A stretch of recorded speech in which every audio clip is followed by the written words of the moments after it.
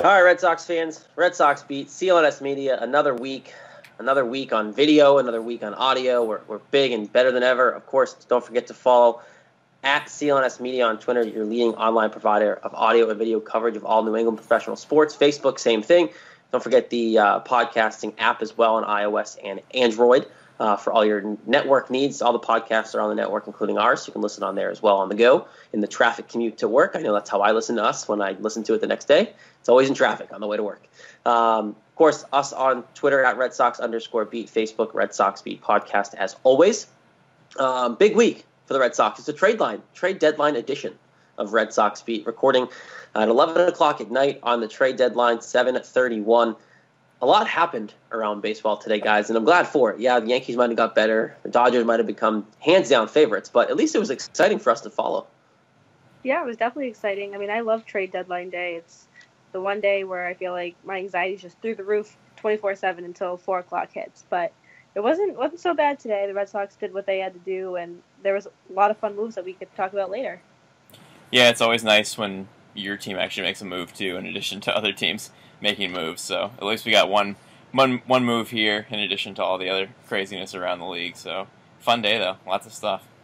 Mm-hmm. Yeah, Red Sox, of course, brought in Nunez earlier in the week. Bringing in Addison Reed today from the Mets for some prospects. We'll talk about it all afterwards because Yankees got better. Yu Darvish going to the Dodgers makes them, if they weren't already World Series favorites, makes them even more of World Series favorites, at least at this point. And Red Sox obviously filled the need there. And tonight's game we'll talk about as well. Evident of that, some good hitting from places that have been productive at last couple games and so on and so forth. But despite the trades and the excitement for this team, it wasn't a great week overall. Rick Porcello not getting run support, shocker. But let's recap the week. Let's get that going here, Jess. Let's take people around this week because again, despite the fireworks for the team, the play wasn't that great. No, not a good week, and falling out of first place is no thing to do here at the end of July. The week started with the second bit of the West Coast trip, first against the Mariners. And on Monday, just the offense was just not happening. Really for either team. There was only 10 hits total in the game, but the Mariners got a big second inning where they got 3 runs off Eduardo Rodriguez. Kyle Seager hit a home run, and then a couple batters later, Gene Segura hit an RBI double. That made it 3-0. They got another run in the fourth. Danny Valencia RBI double. That made it 4-0, and that was it. That was the only runs in the game. James Paxton just totally shut down the Sox. He got 10 strikeouts, 4 hits, no runs, no walks in 7 innings. He was dominant. He has been all year. He's 10-3 with a 2.84 ERA. So he's just done what he's done. And Erod just, too many pitches, made it through 5 1/3 innings.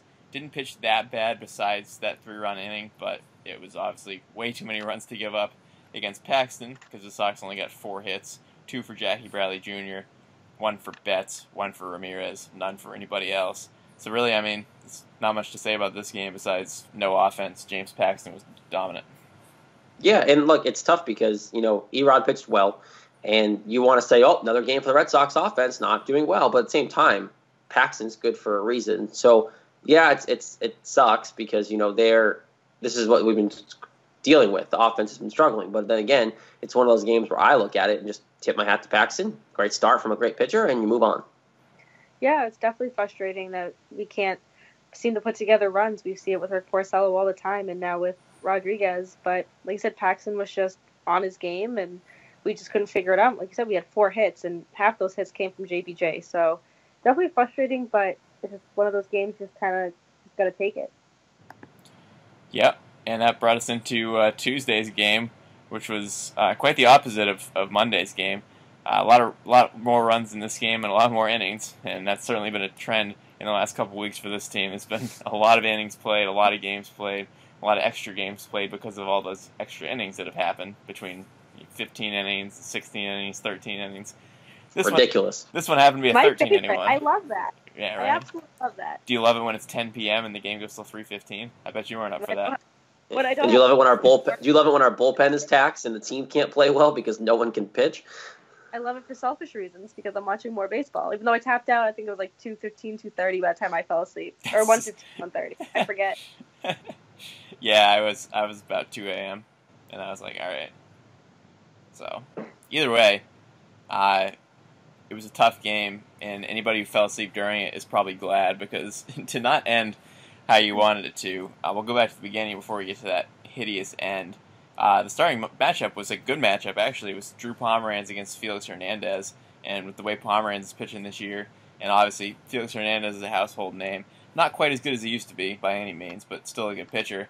But he wasn't good in this game, and Pomeranz was definitely better by a little bit, at least in the strikeouts.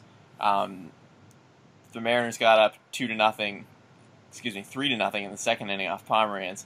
Guillermo Heredia hit a 3-run homer off Pomeranz. Fortunately, that was the only runs that Pomeranz gave up in 5 innings.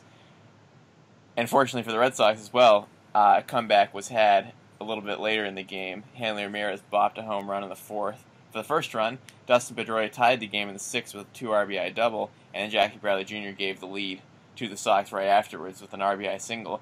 And it was 4-3, and Felix Hernandez got knocked out. He only went 5 2/3, 4 hits, 4 runs. 2 walks and 4 strikeouts. Pomeranz was 5 innings, 4 hits, 3 walks. 3 runs, 4 walks, 7 strikeouts. So Pomeranz had more strikeouts and all his runs were on 1 hit. So I give the edge to Pomeranz. But in this one, it turned into the bullpens because Mike Zunino tied the game with a solo home run in the 7th to tie it at 4. And then nobody scored between the 7th and the 13th inning. Sandy Leon hit an RBI single in the 13th to make it 5-4. And you think that'd be enough. You score in the 13th inning. And then Doug Fister gave up 2 runs in the bottom of the 13th inning on a wild pitch was the first tying run, and then Gene Segura won it on an infield single to end the game 6-5. So the Mariners were down to their final strike a couple times and managed to get the 2 runs at the end for a 6-5 win in a game that ended 4 hours and 59 minutes later at 3:10 in the morning. And I mean, awful. You feel bad for Fister, right? Because he's a starter, and he's got put into 2 really long games as a reliever and lost both those games. I mean, that's no situation to be put into, right? No, I 100% really don't even blame Fister especially for this loss, because one, the Red Sox shouldn't have blown that game in the regular innings. Like they had the game, they were winning, and then to get put in that situation as a starter, it's tough because he was making starts, and to go into that type of situation where you have to get up quickly, you have to do that. He's not. He's used to being a starter, so it's tough to do that. And on top of the fact that the Red Sox should have won this game in the 8th inning, I know the bullpen's ERA looks good. Everyone can say it looks good, but there were holes. It's something that I didn't trust. I've been on the record saying this. The bullpen had its holes, still has its holes, but obviously the trade they made will help that. But this is another game evident of you can't always trust this bullpen, and now they shirted it up a little bit. But the bullpen is the reason why he lost this game. I don't blame Fister for this game at all. I blame the loss in the 8th inning than anything else. No, I'm right there with you. I don't think it's Fister's fault at all. Like you said, he's used to being a starter, and I know sometimes when long games happen like this, you have to go to your starters because there's no one else in your bullpen. So I totally get him being in there or whatever, but it's instead of the game in the 8th, that this bullpen, even though it looks good on paper, we've obviously started to see, especially this past week, just how many holes there are and how bad that they can be, to the point where we're going to our starters and that they just end up blowing the game. And that's got to be a confidence blow to Fister, too. I mean, obviously he pitched very well tonight, but just think, like, he goes in there and he gets the loss, and it's just like, it's not even his fault. And at that point, he's 0-5 with the 7.46 ERA, which is really ugly. Oof. Not good. Not what we brought him here to do. And obviously 2 of those losses are extra inning losses, which is brutal. And he's had a couple bad starts. So, yeah, I mean, really, it was just Heath Hembree. He gave up the home run in the 7th inning to Zunino, and then Barnes, Workman, and Kimbrel all came in. None of them gave up runs, but unfortunately, Seattle's bullpen also didn't give up any runs until the 13th inning. So, it's unfortunate, especially with the 4-0 loss on Monday, to go down 2 straight games in the series, and 4 straight games overall because they lost the last 2 games against the Angels. So it was 4 straight losses at this point for the first time this season. So that just kind of was, a kick to the groin. It's like you've already lost 3 in a row, and now you're going to lose in 13 innings when you take the lead in the 13th inning. That's brutal. So that was unfortunate. Tough loss. Fortunately, he had some guy named Chris Sale on the mound the next day to make everything better for you. And he did. He absolutely did, as he always does. The Red Sox won this game on Wednesday 4-0. It was a matinee 3:40 Eastern start, 12:40 Pacific start. And Chris Sale woke up for this one. He pitched 7 innings, 3 hits, no runs, 1 walk, 11 strikeouts one more time, lowering his ERA to 2.37 and bettering his record to 13-4. And on offense, the Sox got the 4 runs all in the first 4 innings, actually. Mitch Moreland made it 1-0 with a sac fly in the second. Rafael Devers hit his first career homer on his first career hit. Hit a solo home run in the 3rd inning. And then Sandy Leon padded the lead with a 2-run homer in the 4th. All those were off Andrew Moore, Seattle starter.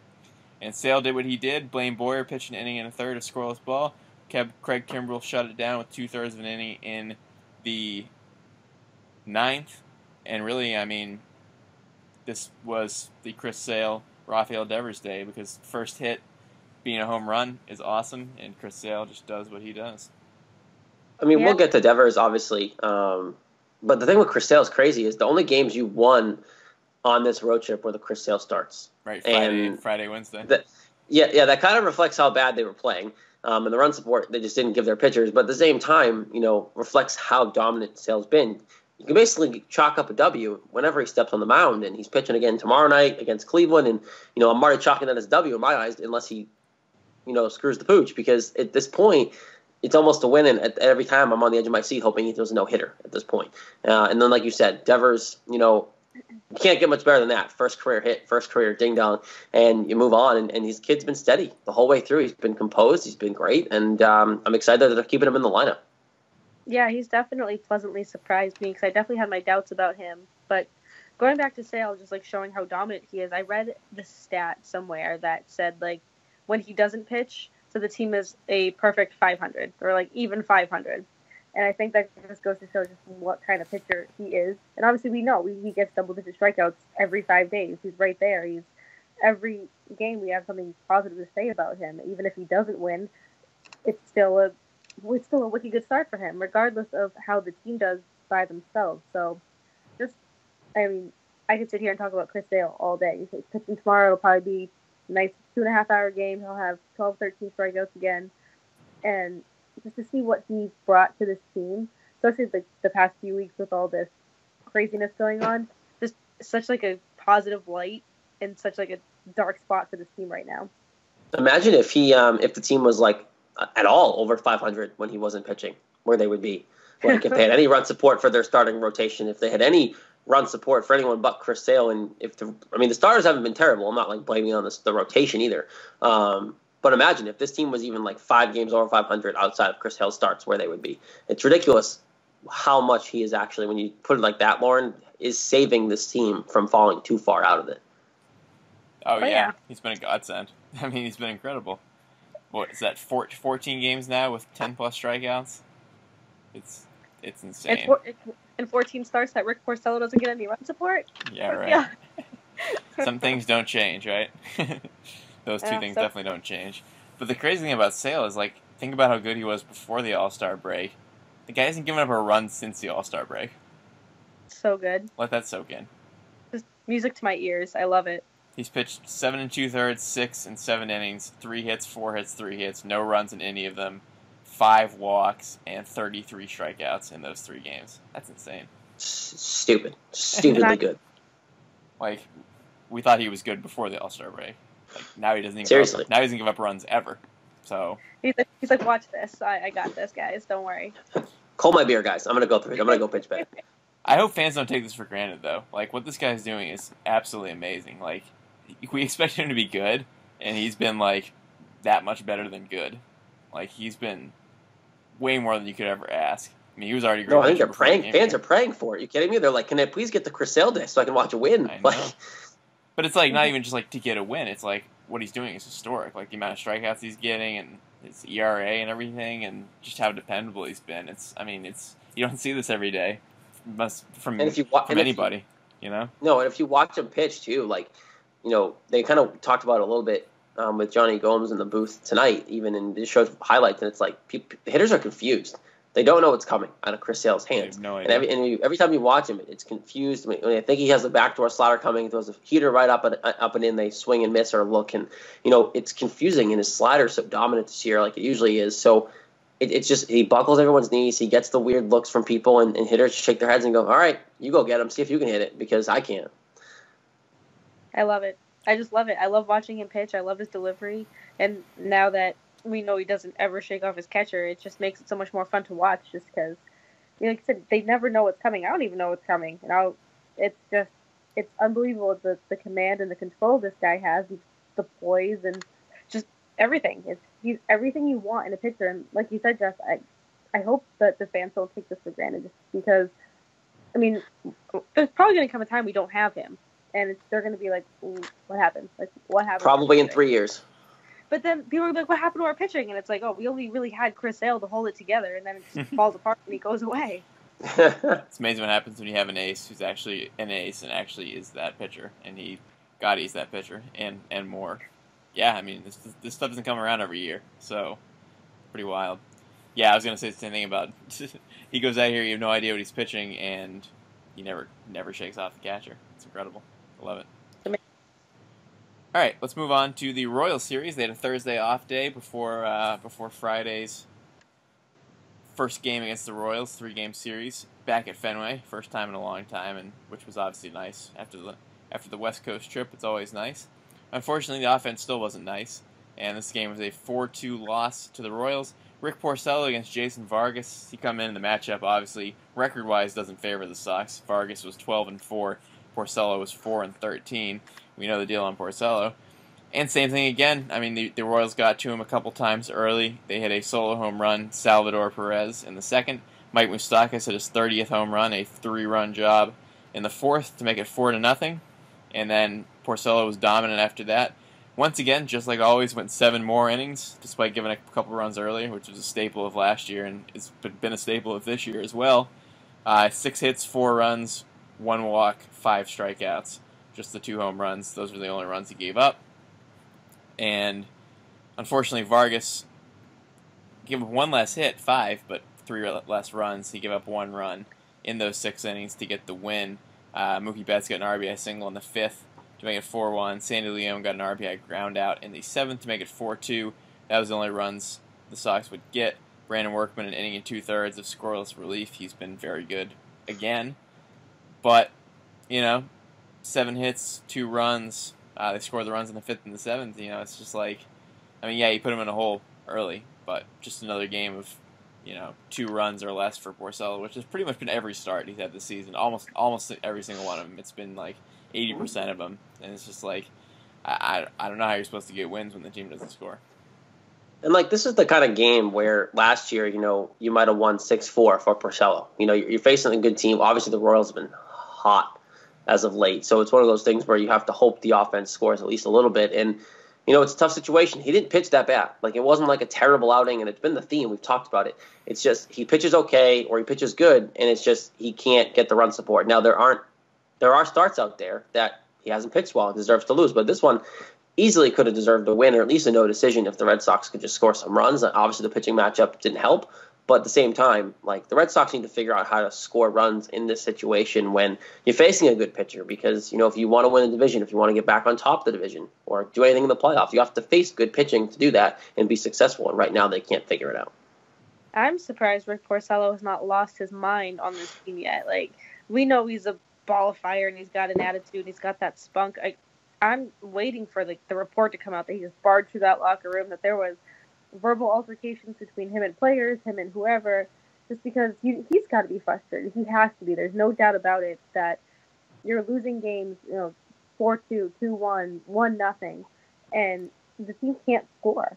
And like you said, he's pitched well this season. He's getting deep into games. His pitch count isn't all that high. He has plenty of strikeouts. He's doing everything that he should be doing as a pitcher, but the offense isn't doing anything for him and what they should be doing to help their pitcher. And it's so frustrating because I feel like, I know his ERA is a little high, but you look at his record, and his record just does not reflect how he's pitched this season. I just feel every week we just, same old song and dance. We go back to Rick Porcello's start on how there was no run support, pitched well, but no run support. And it's the most frustrating thing. It's so frustrating watching him this season because it's like, how can someone be so good but have the record that he does, and how can the offense just crap the bed every week when he pitches? it doesn't make you respect him more that he hasn't absolutely gone nuts and just lost it on everybody. Oh, definitely. Yeah, for sure. Like the self-control that he has, but you know, at the end of the day, he's got to be just like cursing them going to bed. He has to be. Yeah, exactly. It's an annoying thing, and when you go 22-4, and the next season you're 4-14, you're probably going to bed like, what am I doing? How do I have 4 wins in August? Well, almost August, about to be August, and you know, it's just like someday he'll get a win, but it hasn't happened yet. He hasn't gotten a win in quite a while, and he's been stuck at 4. Someday, man, someday. But you know, this was a tough game because Kansas City, at this point, this is their 9th straight win. Like Jared said, they're on quite a hot streak at this point. So the Sox ran into a hot team, and they were certainly not a hot team after losing 4 of the last 5 coming into this. So that was annoying. Fortunately, Saturday came along and finally win on the board. But boy, it was not an easy win. My God, no easy wins here except for the Chris Sale game. This one went 10 innings. And there was a lot of runs, and it was very back and forth. This game was wild. It was 9-8 in 10 innings. The Red Sox won. I'll take you through some of the scoring here. It was Eduardo Rodriguez against Trevor Cahill. It was Cahill's first start in a Kansas City uniform after getting traded to them. And both pitchers were god-awful. My God. Just tons of pitches, slow pace, nothing going on. Erod went 4 innings throwing 107 pitches. Cahill went 4 innings throwing 90 pitches. Cahill gave up 8 hits and 5 runs. Erod gave up 7 hits and 4 runs. It was ugly, and the bullpens weren't much better. You know, Abad gave up 2 runs, 1 earned. Boyer gave up 2 runs. Scott Alexander gave up a run for them. A couple other guys gave up runs also. It was just ugly. The scoring early, Christian Vasquez had an RBI triple in the second to make it 1-0. Eduardo Nunez hit a solo home run to make it 2-0 in the third. This was his night.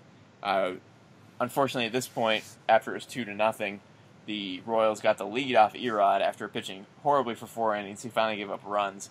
Whit Merrifield hit an RBI single, and then Lorenzo Cain hit a 3-run homer around Pesky's pole. And mind you, Mike Moustakas was also around Pesky's pole. So 2 pretty weak home runs that were really hurt a lot in this series, including that one. So that was 4-2 Royals, but the Sox came right back in the same 4th inning off Cahill and tied the game. Vasquez RBI double, great day for him. Rafael Devers RBI single, 4-4. And then Eduardo Nunez hit his second home run of the game in the 5th to make it 5-4. And then it was 6-4 at the end of the inning. But then the bullpen struck, and the Royals got 4 runs in the 6th inning, with the bigger one being a Jorge Bonifacio RBI single that tied the game. They got 2 more after that to make it 8-6. But the Sox weren't done. Jackie Bradley Jr. got it to 8-7 with the sac fly in the 7th. Mookie Betts had a sac fly in the 8th to make it 8-8. And then in the 10th inning, Nunez grounded out. Sandy Leon scored in a great slide to home after leading the inning off with a double. So Sandy won the game. Boy, I don't know. Talk what you will here. Eduardo Nunez was 3 for 6 with 2 home runs and 3 RBI. Vasquez was 3 for 4 with a triple, a double, and 2 RBI. The pitching was awful. Pretty packed game here. Definitely the most packed game of the week. Yeah, it was a lot of fun. And Sandy Leon slide, like tumble, whatever you want to call it. It was looked like an athlete for sure. Yeah. And what, you know, he's a big guy. He's built like a catcher. He's got those big catcher legs. He's just an all around big guy. And he dodged the slide, and I was like, oh, those hamstrings. Like, it just makes me nervous because he was just like so stretched out, and I was like, oh no. But I mean, like a fun game at the end. The pitching was horrendous. There was a lot of scoring, but Nunez, like, I don't know what else we can say about him. He's just, I mean, we know why we got him, and he's just been all around the diamond, and it's just been, he's been like a pleasure to watch, and he's been a positive feeling. Like, thank God we have a third baseman who can hit and wants to play, just wants to be here, just wants to play, and just breath of fresh air kind of guy. And he's obviously performing well, so it's even better. Yeah, your third baseman is Rafael Devers, by the way. Thanks, though. Hey, Nunez has been great, though. No, honestly, I love Nunez. I don't think a lot of people realize how good he is just because he's on the West Coast, and not everyone around here can watch West Coast games because they're way too late for a lot of people, and you don't have access to all of them all the time. So, you know, you hear the big names out there, and even then Mike Trout gets lost on the West Coast. Those guys get lost. So no one knows who Nunez is coming from the West Coast. And what he's been doing, especially in this game, is what they brought him here to do. They brought him here to hit, especially for average. He's good at runners in scoring position. And his defense is better than I thought it was going to be. His defense has been pretty good the times he's been in the field for us so far. But it's versatility. They brought him here to be a backup for all the positions in the diamond, maybe be a starter at third base if Devers doesn't pan out, but it looks like he's okay. Pedroia might go in the DL, that he's been playing second base the last couple nights. Xander's been terrible, so you can put him at short. It's a situation where he can basically play everywhere but first base, and he can play the outfield. So he's the ultimate utility guy who has been hitting the ball really well, and it's just been continuing what he was doing in San Francisco. I thought he was a bat wasting away in San Francisco. I'm glad they got him. It was a pretty good trade, and it's panning out so far, and we'll talk about it more. But as the week went on, especially tonight's game, he was just as big for the team, and he's been hot. Yeah, I mean, he's hitting 308 coming into the season, so he was hot coming into this team, and he continued that hot streak. Yep. The home runs are the bonus. I mean, he only has 40 career homers, and he only had 4 homers coming into his Red Sox career here. And he hit 2 in one game after having 4 all season. So pretty cool to get the power jolt. But his average has been there, and his average is continuing to be there. I mean, the guy started his Red Sox career 5 for 6. That's pretty darn good. So that was great. 27 hits in that game, 17 runs in total. Thank God it was a win, because brutal week. And if they lost that game too after the other ones, boy, would have been ugly. And good thing too, because Sunday's game was ugly and should have been a win, but the Royals scored 4 runs in the 8th inning to win 5-3. It was 3-1 going into that inning. Well-pitched game up until that point. Drew Pomeranz again, 6 2/3 innings, 7 hits, 1 run, 1 walk, 4 strikeouts. Really another solid outing for him. He's really pitched well this season. Jason Hamill was on the other side. He gave up 3 runs in 7 innings, but really good game for him because he gave up 2 of those 3 in the 2nd inning. Moreland and Vasquez had RBI hits. And then the Sox got a 3-1 lead when Devers hit his first Fenway home run in the 5th inning. That made it 3-1, but it was all overshadowed by a Matt Barnes meltdown in the 8th inning. He gave up 3 hits and 4 runs, 3 earned. Some inherited runners scored for him, but he didn't even get an out. So really ugly game for him. The blown save. Alcides Escobar had a 2 RBI hit, and Alex Gordon had a 2 RBI triple to make it 5-3. So those were the runs for there. And then the Sox had the bases loaded in the bottom of the 9th inning, and Mookie Betts popped out to end the game. So really annoying way to end the trip because you really thought you were going to win 2 out of 3. Good lead for most of the game, and then implosion at the end. Frustrating week to a really annoying week where there could have been a lot more wins than there were. Twice this week. Twice this bullpen hurt you. And look, statistically, they've been good all year. We've talked about it. It's been your guys' talking points to try to prove me wrong. The bullpen needed help. They still needed help. And look, coming into this game, even after this game, there were no serious talks about bullpen help. There were no serious talks about, Addison Reed came up, but until today, when we found out they got him, I thought they were actually going to move forward with just Nunez and that's it and not ask for bullpen help. And, that's ridiculous because these are the games that you've been losing all year with the bullpen inconsistencies that you just don't have anyone to rely on. Yeah, maybe Joe Kelly would have been in the spot if he was healthy. I get that. He's coming back. He's working his way back from that injury. But that being said, Matt Barnes has been claimed to be the 8th inning guy most of this year, and he crapped himself again. He needs to be earlier in the game. All these guys belong earlier in the game. They can't handle late inning games consistently. Yes, they can sometimes, but you need that guy to shut down. That's what Reed's supposed to be. But this is just another case of why this bullpen needed help. And Addison Reed might not be the answer, but it's better than what you have in my opinion because he was closing. He's better for high leverage spots. But this game is just another example of why this bullpen needed help, despite the stats might show otherwise. Oh, it was so frustrating, and it's. Matt Barnes has blown games before, and Farrell keeps going to him. And it's so frustrating because I don't want this guy on the mound when the game's back. Both, we should have won this game. There's no doubt about it. We should have won it. But Lauren, who else are you going to go to, though? That's the thing. Who else are you going to go to? Who else do you trust? You could have put Kimbrel in. You got to be able to utilize your closer for more than 3 outs. You have to. In some situations, you just have to. That's just how it is. But he doesn't want to. That's the problem. Okay, he doesn't want to. Get your ass out there and pitch. Yeah. It's like... besides Kimbrel, though, but think about this. If you use Kimbrel too much, and obviously it's becoming to the point where the end of the year, and at this point, just do it. But, if you tax him too much, there's no one else there that you trust, right? There's no one there. I don't trust Matt Barnes. Workman's been the most consistent thing since, you know what I mean? Like, and who knows when he starts to flare up, because who knows? I mean, I love Workman. I'm glad he's doing this because it sucked when he got hurt. But, there's no one there that I can say, here's the ball in the 8th inning, get me to Kimbrel. There's no one there. Kimbrel will get to Kimbrel. Yeah, but like Kimbrel getting to Kimbrel every time is going to gas him before September even comes. Yeah, but this one time they've barely done that. You do that Sunday, and they probably would have won, and he would have been fine. Like, it didn't. I don't know. I recapped this game and I was frustrated just recapping it because I had to talk about Matt Barnes blowing another one. Don't get me wrong. Like, I think that that would have been better than whatever other option they had. Like, don't get me wrong, Kimbrel would have been the best option, but it was another example of why this Addison Reed trade, which we'll talk about in a minute, is even more important than people think. I mean, Matt Barnes only has 2 blown saves. He's 6-3. Oh my God! Are you too hard on the guy? Can't. Blown saves is not a number. He's not always in the 9th though. Well, he wasn't here either. Yeah, it's still a blown save. Yeah, the blown saves is I can't argue that. That's you've watched him pitch. You know what I'm talking about. I know. He's shaky. He's definitely shaky. I'm just giving you stats, all right? Yeah, stats don't always tell the truth. Watch the damn game. They don't. No, I know. It's true. But, yeah, so we'll see what happens. Yeah, you're right, though. It's hard to feel comfortable before Kimbrel, and it's worked pretty well this season. But, this is the problem with bullpens. They're good, and they get credit for that. But when they're bad, they get really hammered because, obviously, when you're blowing games late in the game, you're blowing games. It's just you're not doing your job. Right? It's not the way that. It's the problem. That's the problem with bullpens. Period. It's just if you're not good, you're really hurting the team. And here, great example. You're about to win 2 out of 3. Boom, 4 runs, lose 2 out of 3, just like that. And that made it a 2-4 week, which obviously is not a good week, and we certainly didn't get it right, and just ugly. It's not a good week.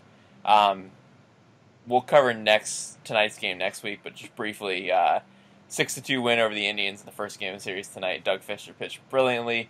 The offense was good. So hopefully signs for a better week next week. But we'll get to that for next week's show. We'll leave time for more stuff this week. I'm giving co-MVPs to Eduardo Nunez and Rafael Devers. Nunez has only been here for a couple of games, but he made such an impact and basically single-handedly kept the team in Saturday's 10-inning affair, so I'm going to give it to him for that. And Devers for coming up and being really solid, getting a couple home runs, and having really good, nice, beautiful swing. He had a really nice week, too. So we'll give it to the new guys, Nunez and Devers, co-MVP of the week. God, they are carrying this team offensively right now. And, we'll talk about, obviously, tonight, next week, like you said, but just he went 4 for 4 tonight, people, if you didn't watch the game. And he just is composed, and he's hitting the ball the other way, but definitely the only ones you can really give it to are the 2 new guys for sure. You can give it to Chris Sale again, but he's just. That's his default. Every time. That's the asterisk. Just give it to him if no one else applies. Like at this point, like. Yeah, he gets it. He gets it sometimes. Every week you can easily make a case for him, but no, you got to give it to the new guys. Like I said, they're carrying the team right now, and they've been really good. And they're scoring runs. They're hitting the ball. They're getting on base. They're doing everything they need to be doing. So I won't even argue with that. Yeah, seriously.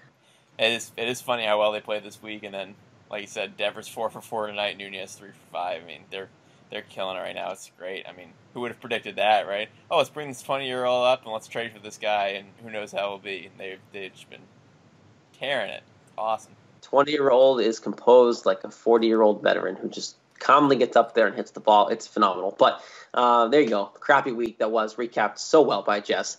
A lot going on this week. Of course, his section of the show, the recap and our opening segment, brought to you by our good friends at SeatGeek Ticketing app, the smartest and easiest way to buy and sell sports and concert tickets. I've told you this before. You get a $20 rebate on your first purchase by downloading the free SeatGeek app to your phone. All you got to do is go to the settings tab at the top, enter the promo code, which is Garden Report. It's all one word. And you're going to get a $20 rebate. Of course, you'll tell SeatGeek who sent you, your friends here at CLNS Media as well. And of course, us at Red Sox Beat. Let's just kind of swing right into it, right? Nunez, Devers, only really logical options for MVP this week.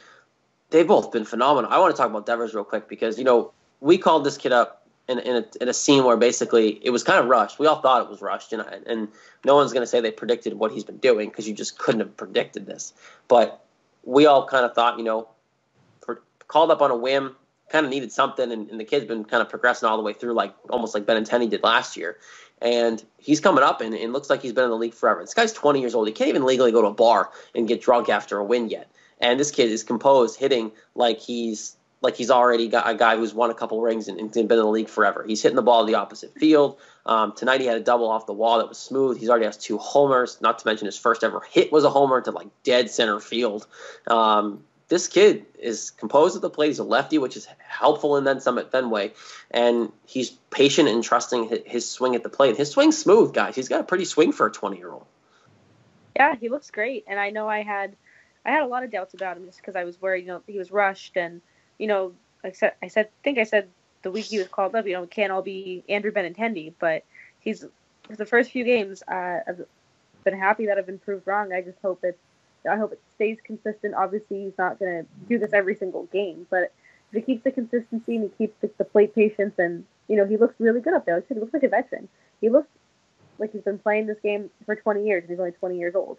So I like what I see. I like that he's hitting home runs and he's hitting the ball. He's getting on base. He's scoring runs, driving in runs. He's doing everything he needs to do, and I'm pleasantly surprised right now. And I'm not going to get my hopes too high because I do fear that, it's still a few games in, still early, that anything could happen. But right now, I'm going to enjoy every last minute of this. Yeah, I mean, you hope it's not a flash in the pan first week. We were talking on last show about whether he'll stick around, whether he'll be good, if he will be up here for a short period of time. And obviously, when you got Nunez, you're like, oh, well, they're just going to drop him. And then he goes 10 for 24 in his first 6 games and has 2+ hit games already in the first 6 games. Yep. That's insane. And yeah, beautiful swing. My God, that first home run, perfect balance, center field, and he's had a lot of hits where he's looked really solid and like really good form. So, I mean, geez, if he's that good at 20, he's that composed. That's all I'm looking for because like if a guy's got a couple of good hits and like he's all over the place, striking out here and there, then you're like, well, like how composed is the guy? But like I said with Benintendi, he was composed. Devers looks composed. That's what I look for in a young player. I don't necessarily care about the results, but he has the results and he's composed. I think a double whammy. I mean, nothing to complain about here in the first week. I mean, in a week, he went from hitting 8th, he's hitting 6th now. Got moved up in the lineup. Is bringing quality runs at the bottom of the lineup now with Nunez and everybody involved. They're turning the bottom of the lineup order. Mookie had a good game tonight and has been hitting a little better. And these guys are starting to produce, and we need guys like this to step up because there hasn't been anyone there. And the offense is starting to pick up, led by these two. So I just want to touch on that because there's a lot more to talk about tonight with Price and all that crap that's still going on. So one other thing we have to talk about is the Addison Reed deal before we get to Price, Neck, and everything that's going on still. And I can't imagine this is still a topic, but it is. But Addison Reed, obviously the Red Sox traded for him. He is expected to be in Boston tomorrow, August 1st. And in a Red Sox uniform, probably available as well out of the bullpen. Farrell was interviewed today, saying, hey, he's our 8th inning guy. That's why we brought him here, which is right. Good job, John Farrell. Way to say the right thing. He's slotted in for the 8th inning role. He's been closing for the Mets, 8th inning for the Mets. He does everything for the Mets so far because the Mets are terrible. And I think the Red Sox got a good deal. I think it's the best fit for what they needed. I'm glad they actually got him. There wasn't too much linking. There obviously was interest, but Addison Reed was one of the hotter commodities come the deadline for a reliever. Red Sox didn't give up too much for him. It was 3 prospects. I mean, much left in the farm system to give, but thankfully the Mets accepted what you offered. Addison Reed, I think he's 28, if I'm right, but he's a stud and he pitches well, and I think this is the addition you needed. This is a guy that I feel confident handing the ball and going, here, get me to Kimbrel. Every night, if he's available, get me to Kimbrel. And when Kimbrel's gassed, if he pitches the 8th inning, great. Let's take a night. Addison Reed, go pitch the 9th and get me a save. That's the guy you needed, and that's the guy you got with Addison Reed. Yeah, I mean, I love it. We didn't give 3 prospects, which didn't really have a whole lot in the farm system, but it's somebody that you feel confident in that 8th inning, that I'm not going to feel like how I do when Matt Barnes was out there on Sunday. And he's going to just bring this bullpen a boost because, we can't keep relying on Barnes and, Robbie Scott going between AAA and the Red Sox every other day, it seems like. And I'm excited for it. I'm excited for him to be here. I'm excited to see if he can pitch as well in the American League as in the National League. And I don't really see an issue with that. I think relief pitcher is much different than starting pitching when it comes to interleague, but I'm super excited that he's here. I'm super excited we don't have to give up a whole lot for him, and I'm ready to see him. I'm like anxious to see him. Yeah, it was definitely a good deal. Didn't have to give up your top prospects. That always helps. So I like the deal for sure. I mean, obviously you want the guy to prove it to you. You don't want to just say that he's going to be like the best eighth inning guy without even seeing him pitch yet. But his numbers don't lie. I mean, the last 3 years, his ERA is 117, 197, and 257. That's really good. And after not closing for a couple of years, even though he did earlier in his career, 19 saves for the Mets this year with a 257 ERA. 48 strikeouts, 6 walks. He appears to be really good. I mean, his numbers are there. I'm not going to go tell you I've seen him pitch or anything, but he's 28. He's been in the league for 7 years. 125 career saves. I'd say he's a pretty good eighth inning guy, and you might as well give somebody else a chance. So I'm not going to say much until he proves it, but his numbers sure are there, and he's a good age, so I like it a lot. I think the biggest thing for this trade is, on paper, he's a rental, right? And that's why you didn't have to give up much for him. He's unrestricted after this year, so who knows what happens next summer with him. Maybe he pitches well, likes it here, and maybe you can re-sign him. You don't know because, there's not much down there for pitching. You're trading it all, right? You gave up a reliever today to get Addison Reed. So being 28, it could be a situation where you're bringing him here. He likes it. It's a winning atmosphere most times. If David Price is gone, that'd be nice.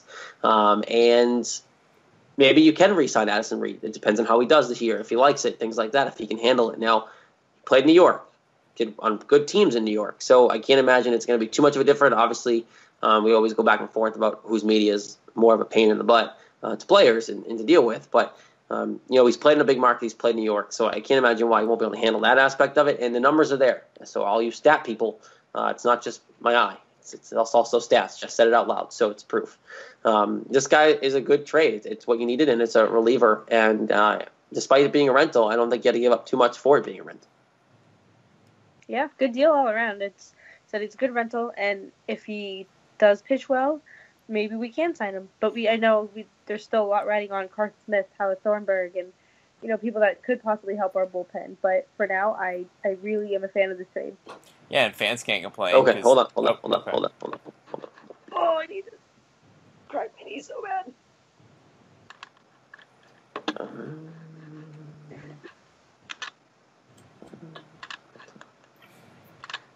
Just can.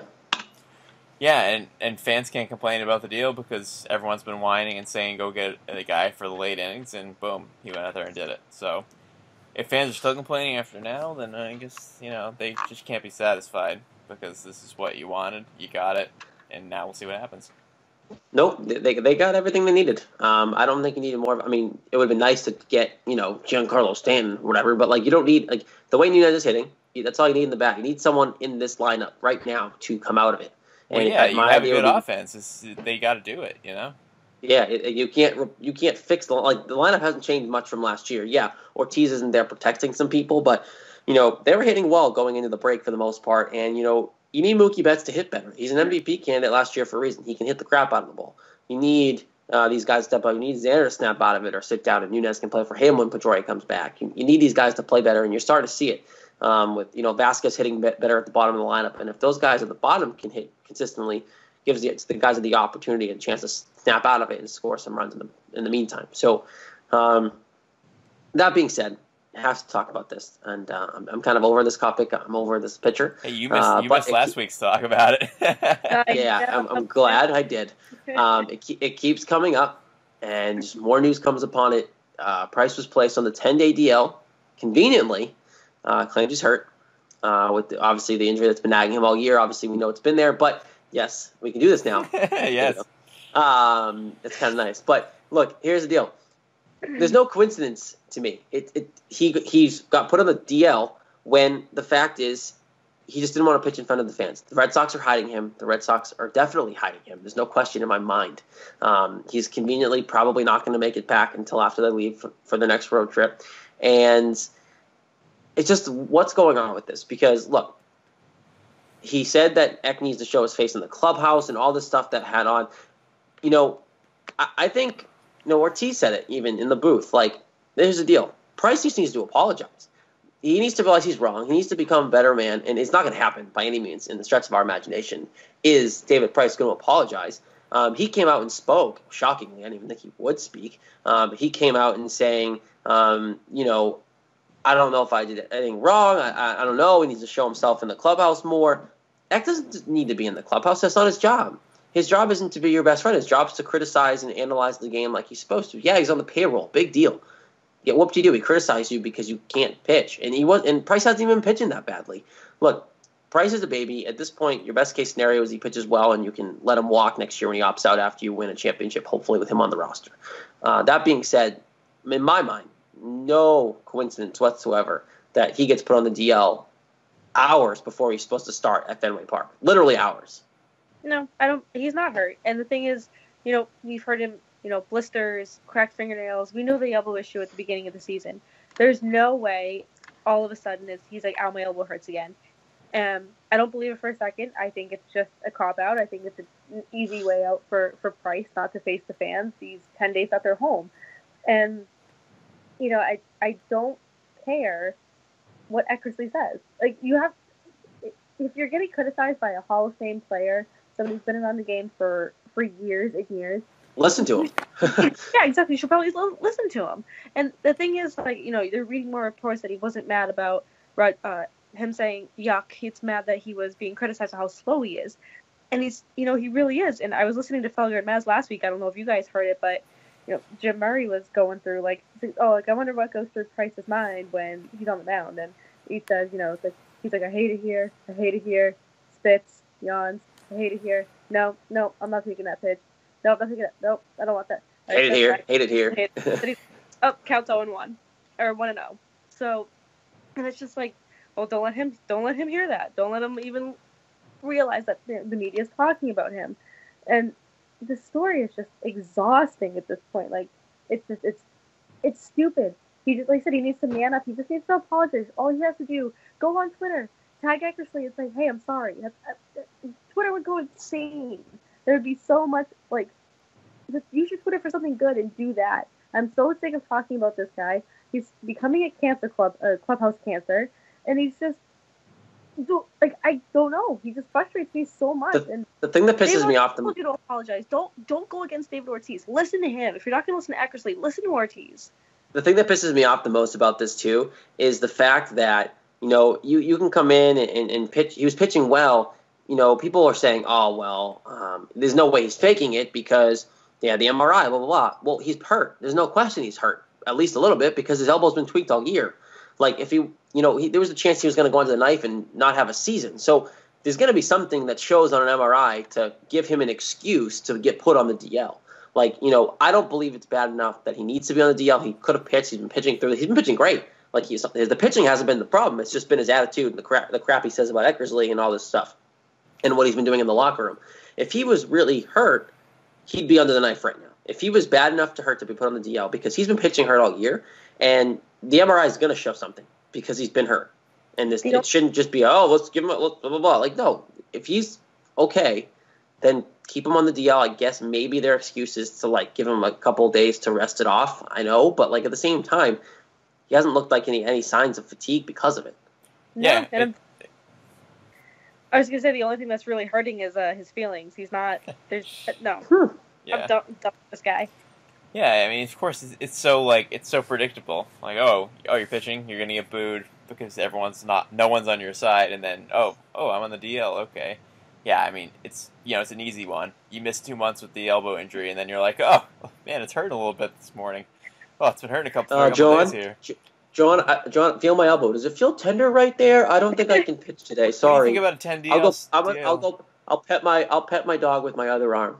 I love him so much, but I can't do it. I think I'm gonna get booed today. I can't do it. Hey John, I think we're John, can you kiss it better? No? Okay, then I guess I gotta go on the DL. It's funny, I'll say it again for like the third week in a row. If we signed Johnny Cueto, we wouldn't be dealing with this. If we signed this guy, if we paid this guy behind me, we wouldn't be dealing with this. It's just it's such a fiasco where it's just convenient. I like that. That's convenient. Thank you. I love him.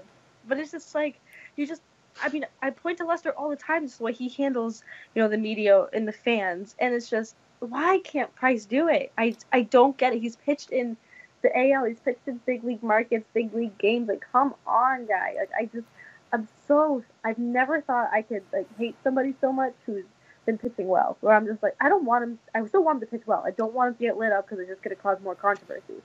I just want him to shut up and pitch. That's all I want him to do. The funny thing is, we all sat here and keep saying, and everyone says this. It's pitch better and you forget about it. Pitch better and everyone will be forgetting. He's been pitching great.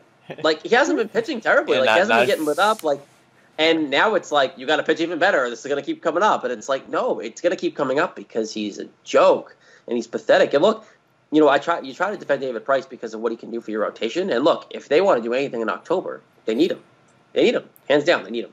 Because the way he's pitching. Obviously, if he shows up in October, that'd be nice. But, they need him to be David Price, regular season David Price, in the playoffs if they want to do anything. It's just the way it is now. But, he is a cancer, I believe, to this clubhouse. I agree with you, Lauren. It's something where they need to figure out a fix. I can't imagine he would clear waivers. I know his contract's big, but it's not that big. So you're stuck with him. It's just a matter of now you got to figure out, okay, how do we calm him down? And it's a matter of David Ortiz is right. He's got to apologize. And now it's leaking up stories. Oh, well, David Price is struggling because he's slow. No, he's struggling because in Boston. It's a terrible fit for him because he's black. Like, really? Really? That was what? Dan Levitard? Dan Levitard, right? Is that who that was? Yeah. Mm-hmm. Guy's pathetic. Every racist story about this city, he's been at the forefront saying, oh, yeah, they're the racist city, blah, blah, blah. Dan Levitard, come to Boston. Figure it out yourself.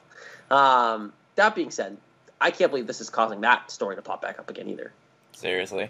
That's pathetic. I mean, it has nothing to do with race. It's just about the incident that happened, and it's just Price being stubborn and not wanting to apologize because, like he says, next time I see him, I'm going to apologize. I mean, it happened a month ago. How long do you need to apologize?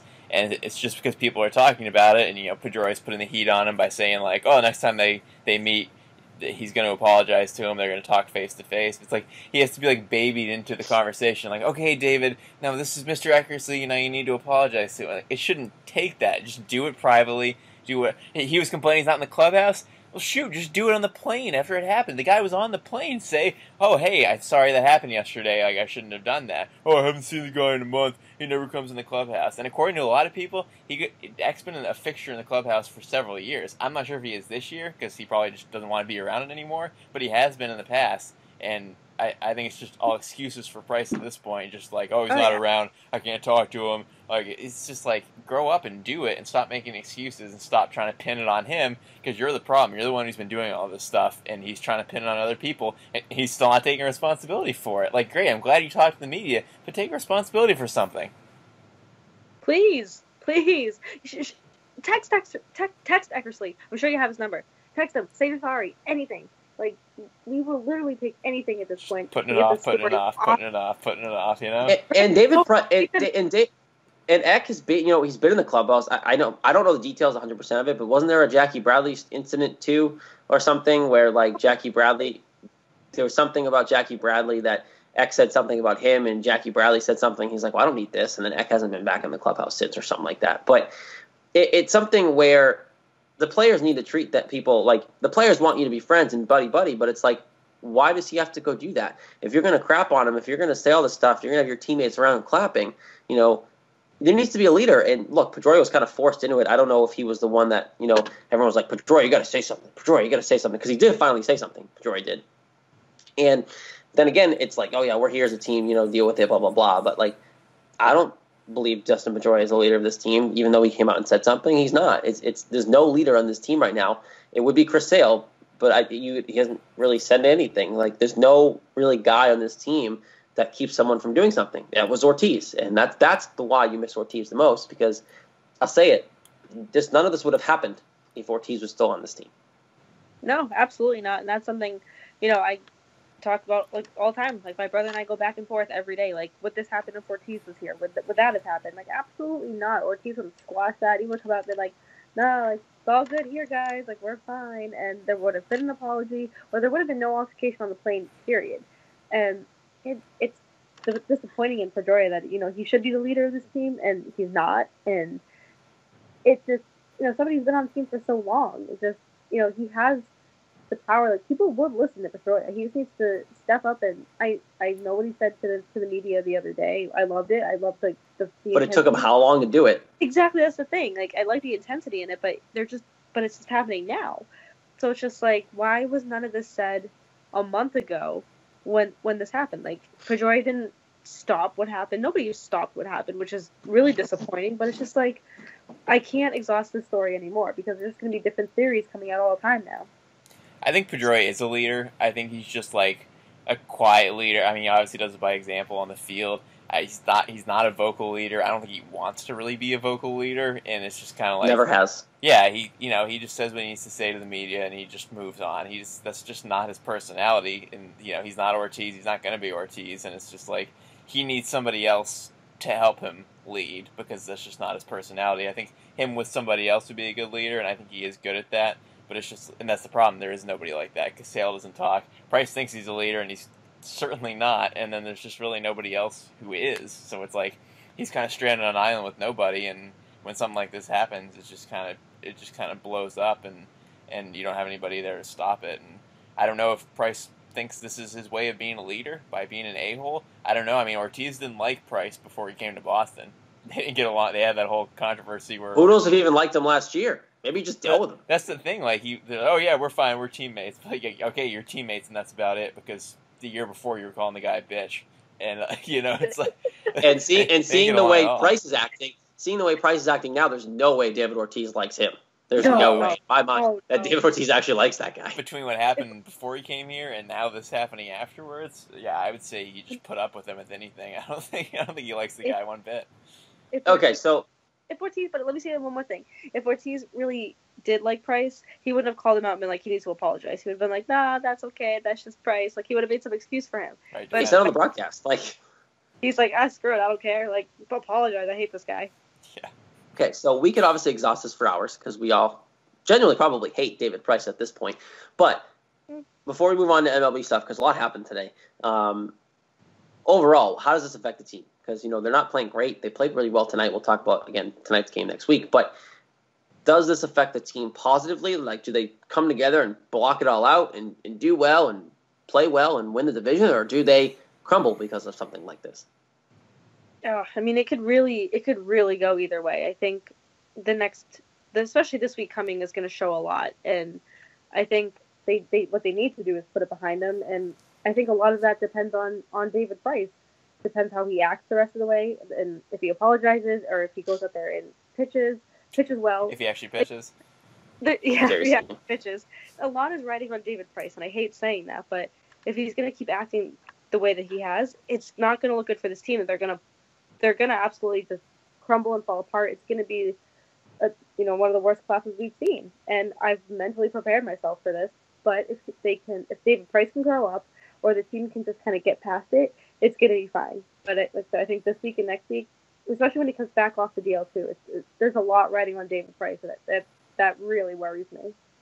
Yeah, I don't have a lot of confidence in pitching if it actually is an elbow thing. If his elbow's inflamed again and stuff, I don't really have a whole lot of confidence it's going to get better. So I don't even know if he should pitch, and who knows, maybe we're better off if he doesn't pitch, especially if Fister pitches like he did tonight. But I don't know. It's hard to figure because if you listen to the players, it's hard to know how much stock to put into that. But they're like, yeah, we're fine. We don't pay attention to that stuff. We're like united as a team and stuff. Do you believe that? I don't know. It sure doesn't look like they are, but they claim they are. Oh, but see, I do believe that though, because if I believe all the reports that people were clapping, like they're united, maybe in a bad way, but I think they are united. I think they believe in each other. I think they really do get along.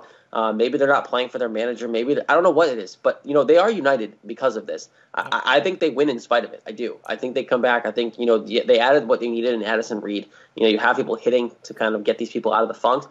I think they do win in spite of this. Now I don't think they're going to win the World Series because of the Dodgers. But that being said, look, they're going to come back from this because I don't care what's going outside of it. They clearly all believe in what David Price did. They clearly all support it for the most part, and the core guys in there are clapping, getting along, not caring, and they're going to keep playing the way they are in terms of becoming more successful and gradually believe in themselves. Yeah, if they want to block it out and win games, fine, whatever. They should take more responsibility for their action and treat people better. But if if they want to not care what people are saying and go out there and win games, that's what people are looking for. So I'd be fine with that if that happens. I think they need to, keep pitching well, and the offense certainly needs to get better, and maybe score runs ever for Porcello, stuff like that. But it's it's if they're not gonna let this bother them, then fine. I'm all for that. It must just kill ownership that they don't have a likable team right now, and I love it. I don't even care. Like you know that they can't market this team right now. No one wants to. I mean, they want to watch baseball if you're a baseball fan, but no one likes this team. It's a rare case where you have a team in Boston that someone you actually don't like in the city, and the team can't market them because who are you going to market? Everyone else has been involved in this. So especially a team that could and should be and maybe is good this good. Yeah, exactly. Like you should be able to market this team, no problem. Chris Sale's dominant, and that's all you can market. Every 5 days, it's sale day. That's all they got. Yep. All they can do. It is all they have. Which I love sale day. Don't get me wrong. Okay, so before we get to our predictions and get out of here, obviously a little longer tonight just because a lot's happened, and again, David Price just keeps for some reason popping himself up in the news. But a lot has happened around the trade deadline. A lot of people moving parts. The biggest things were. After all the moves the Yankees have made, they did end up getting Sonny Gray today, and the Dodgers traded for Yu Darvish. God, the Dodgers just got so much better. And we'll get to the Yankees in a second, but overall, guys, the Dodgers are already a dominant team, and I think this helps, obviously, insurance for Kershaw, but when Kershaw comes back, that's a lethal combination. Yeah, it's scary. They were already really good, and this does add a lot for them. I think they were the last team to do it. They were the last team to make a move. So, definitely scary to be in the National League. But I mean, I love Dave Roberts. How can you not love Dave Roberts when you're from Boston? But I mean, this is part of the reason why we love deadline day. We watch good teams get better and just kind of watch them. Like now I'm interested like what the Dodgers are going to do for the rest of the season. Obviously, they're going to be good. And like I said, once Kershaw comes back, I'm just like, oh boy, here we go. How good of a move is it, though? I mean, obviously, Darvish has been good in his career, but he hasn't had a good season at all. He's 6-9 with a 4 ERA. Is it going to help him? Is he going to get better this season? I mean, I'm not sold from what he's pitched so far this season. Maybe we'll make him worse. I think so. I don't know. I have this feeling like him going to the National League is going to do wonders for him. I don't really know why, but I know he hasn't had a good season. Does tend to do that. I mean, he's in a good division. Don't get me wrong. He's in a pretty talented division, but at the same time. I agree in the sense of also the fact, bless you. The fact is, he's going to a winning situation. Texas isn't that great right now. And as good as you might be, it's hard to come out and pitch your best every game when, one, he has some injury history. He's coming back from that, obviously. But, and two, maybe it's hard to be motivated in that Texas heat to come out and pitch for a losing team. You move a guy to L.A., winning team, best team in baseball, chance to win a World Series. Motivates a guy. Yeah, it's probably the best situation for him after having a bad season so far at this point. So, yeah, I mean it's probably better for him than it is for the Dodgers, to be honest. That's true. I can't wait for the Dodgers to win something, and then Magic Johnson takes credit for everything that's happening. Yeah. Yep. Oh yeah, look at my Dodgers. You run the Lakers. Calm down. Okay, and then I think the one that's big enough around here, because it's obviously related to the Red Sox, is the Yankees. Man, has Cashman been good cashing his chips.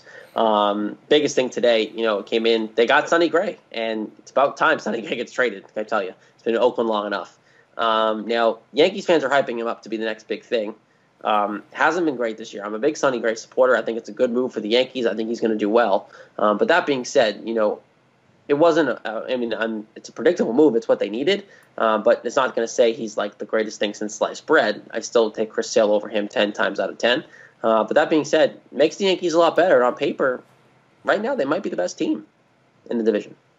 Yeah, it definitely makes them better. Yeah, and I feel like the last 2 years we've talked about around this deadline day about Sonny Gray getting traded. Where's he going to go? And he always stays in Oakland.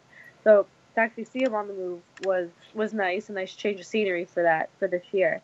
But I think it was Derek Carabas had a really funny tweet about Yankees, and they're like, "Oh, it's really cute how the Yankees fans get all excited about Sonny Gray. Like it's just Sonny Gray." But he was, obviously bigger, better last year and the year before. But same thing. Like change of scenery, chance to win the World Series. It's gonna be. I think he's gonna do really well, and I think it's going to hurt seeing him there, just because we're going to obviously run into the Yankees a lot. Just not even this year, but, obviously every year. So it definitely, like, just sucks seeing a good pitcher go there, but even though we didn't need him, it's just kind of like we could have used him, but oh well. He's on the move. He's finally on the move. He can finally stop talking. He got out of the dump that is Oakland. Yep, he did. Yeah, I hate that they got him, because he's pitched better recently, and he is a pretty good pitcher. And like you said, Cashman's made a lot of good moves, and they got a lot better, and they're already in first by half game. So I'm concerned. Hopefully Gray turns it around and pitches worse, because he's pitched better recently. We can hope, but yeah, I don't like that they got him. That's kind of annoying. I can say I was definitely disappointed when I saw that today. Yeah, and obviously the reports started coming up. It was more and more likely, and you look at it and go, okay, Red Sox, you have to hope that your bats turn around. Obviously, it starts with Nunez and Devers and pans out to the rest of the guys, and hope Addison Reed's enough to share the bullpen up and get some run support for the rotation, because the rotation hasn't been a problem for the most part. It's just been the run support that the rotation, needed, and they haven't gotten it. So offense is where it starts for the Red Sox, and hopefully, the bullpen, the back of that bullpen can be reassured, bringing in Reed. So that being said, this week, I say it every week I'm on, but it's an important week, because it's getting to the point where it's now August 1st as we're finishing this show. We transition mid-show. It's great when we record this late, but it's August. 2 months left in the baseball season, which is crazy. Lauren's probably starting to cry a little bit inside. But that being said, these games are important this week. You have 3 against Cleveland at home, 4 against the White Sox at home. I promise you, we made these predictions before this game happened tonight. But that being said, this series is important against Cleveland because they are in first place. Then you have 4 against the White Sox coming up, winnable games, of course. They're trading away the entire team. So, Jess, what do you take out of this Cleveland series coming up this week? Yeah, I have losing 2 out of 3, and obviously it doesn't look as good after winning tonight, because I expected that win to be the Chris Sale game, not the Doug Fister game. So, but I gotta stick to my prediction. The Indians obviously came in really hot and won a lot of games. They won a lot of games in a row, just like the Royals. So I'm gonna go losing 2 out of 3 because they're a good team, and I think the Sox will figure it out at some point, but maybe not quite yet. Yeah, I'm going a little bit different than you. I'm gonna say that the Red Sox are gonna win 2 out of 3 from Cleveland. I think they have the kind of playoff redemption in their heads from last year after they got swept, and obviously I do think they're gonna win their game with Sale. So anytime there's a series with Sale, I always gotta take at least one win. But I really didn't expect the Doug Fister game to be the win, just like you. But I do think 2 out of 3. I think this is going to be a good turning point for them. And like you said, Jared, this is an important week. And I think every week we're going to start saying that now. This is an important week. They have a chance to get back to first place, tie for first place, just get out of second place and get back into, where you belong. And it's a great spot to do, especially against the Indians, who have been really good. Yeah, and look, they were in a driver's seat in the division, and they screwed it. They had a good stranglehold in this division. They could have just kept it, but they got in their own way. And I think they do win 2 out of 3 in this series. I think the biggest thing for me, and I harp on it, is the deadline. I think they have some urgency now, seeing what the Yankees have done. They got better. Makes them want to play better because they see that Dombrowski said, "Nope, you're the guys on offense. You're figuring it out. We brought in Nunez. That's it." And don't rely on the 20-year-old because you never know. You guys have to figure it out. And I think it's a big jolt for them to see the Yankees get that much better. See Dombrowski says, okay, that's it. Go get them. Addison Reed's going to help. I think you're going to win some games because of that addition. So I think this is a turning point for them potentially. 1, because the Yankees got better, and 2, because you added some people who are being productive so far. 2 out of 3 for me from the Indians. And then you have 4 against the White Sox at home. Lauren, what's going on against the White Sox here? The other Sox, as they like to call them, on Nesson. I think they're going to split with Chicago. I hate 4-game series. I think that they're hard to sweep. Oh, they're the worst. They're the worst. They're hard to sweep, and they're hard to win 3 out of 4. So I'm going to go for the easy answer and say split. I'll be there on Saturday. Surprise, surprise. And I think that's going to be one of their wins. I think it's going to be like a not back-to-back wins. It's going to be like lose, win. But I think a split would be good, and I will take that kind of week over the week they had last week. I'm going 3 out of 4, winning 3 out of 4. If you don't win 3 out of 4 against the White Sox, I'm very concerned because, Same. I mean, Jesus, when did they get so bad? I guess when they lost Chris Sale, they're 41 and they traded everybody too, so right, they're 41 and 62. So wow, I guess Chris Sale really made a huge difference on that team. Well, they also just traded Quintana too. They gave him to the Cubs. They literally said, "Here, stay in Chicago. Go play for a better team. We'll take whatever we can get." Seriously, they are tank city right now, and they're 20 and 35 on the road. So if you don't take 3 out of 4 in this series, then I'm not sure if you are a first place team. So I'm really hoping 3 out of 4 for a 4-3 week. Honestly, the reasons Jess just stated, I almost wanted to pick a sweep, but I couldn't because it's a 4-game series. If it was a 3-game series, I probably would have said sweep. But look, I have the same thing. Winning 3 out of 4 against the White Sox, I think, with the deadline wrapped around this week, I think this is a good week to propel. You have a good series against a team who's legitimate. Cleveland, you obviously get your little bit of playoff revenge there as well. And then come into the series against the White Sox where you might even be able to sweep them. Who knows? Because, one, you get a Chris Sale win right away on Sunday. But that being said. Against his former team. Oh. Against his former team. Beautiful. It's a wonderful thing whenever that happens. But, look, White Sox aren't good.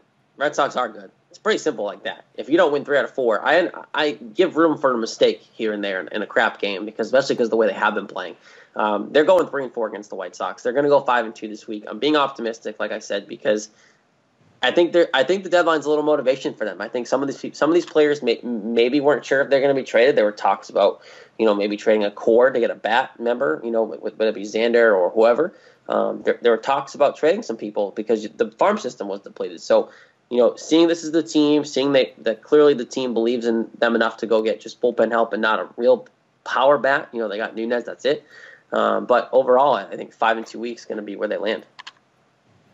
Yeah, that's fair. I don't know how you're positive after the horrendous week they just had. Me neither, to be 100% honest. I really don't know. Playing the White Sox helps, though. That's for sure. It does. Having four of those games against the White Sox does make me feel a little better about making them 5-2. At home, too. Yeah, seriously. But there you go. Predictions, 4-3 for the both of them, 5-2 for me, which never happens. But there you go. I'm being optimistic this week. Why not? We got Addison Reed, so why not be positive? And David Price is not pitching, so that's nice too. All right, we'll wrap it up for this week. Don't forget to follow us on Twitter at @RedSox_beat. Facebook is Red Sox Beat Podcast. If you're just a fan of our show and don't know about the network, check out the mobile podcast app as well. You can hear all the network shows at CLNS Media on Twitter. Same thing on Facebook. And the YouTube channel will have all these video shows, so subscribe to that as well as other content around the network as well, so don't forget about that. But yeah, so we'll get back to you next week, hopefully with a 5-2 week. That'd be nice. For Jess Thomas and Lauren Campbell, I am Jared Scally here for CLNS Media. We'll talk to you next week. Until then, enjoy the week of baseball. All right. I never did watch the